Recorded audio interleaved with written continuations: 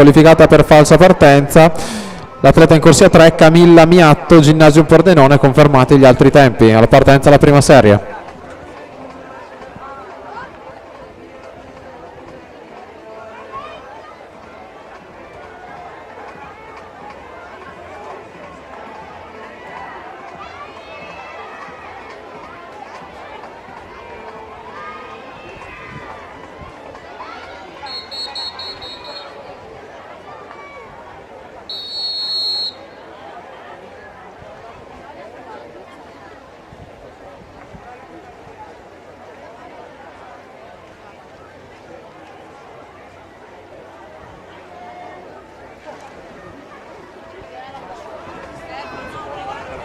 Premiazione 400 stile libero assolute, consegna le medaglie a Aurelio Mininic, responsabile circuito Nuoto Italia.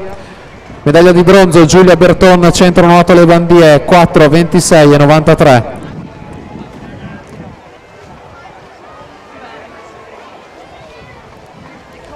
Medaglia d'argento Eleonora Marin, rappresentativa Rosà, 4, 26 e 16. Medaglia d'oro Barbara Pozzobon, rappresentativa Idros, 4, 25 e 26.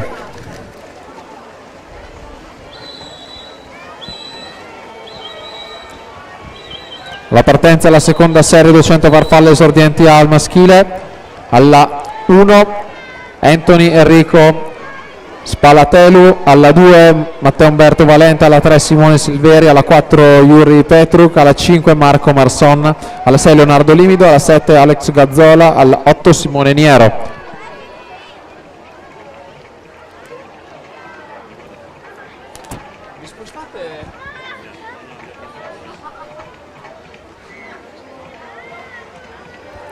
Passaggio ai 100 metri. Giorgiana Irina Bari, natatorio in Treviso, in testa 1.16.04, su Valentina Tellano 1.16.98 e Sofia Longhino 1.17.78, rispettivamente Bari 40.49, Tellan 40.68, Longhin 41.95.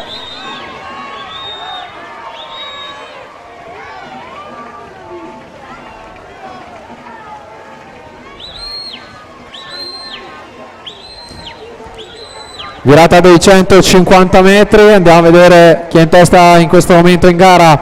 Valentina Tellan 1.57.23, solo 13 centesimi su Giorgiana Irina Bari. Tellan 40.25, Bari 41.32, Longhina è terza 44.48. Tellan alla 4 per il colore della Ginnasium Pordenone. Bari della rappresentativa Idros, atleta di casa in corsia 5, ma Giorgiana Irina Bari prende vantaggio in questi ultimi metri. 200 farfalle esordienti A.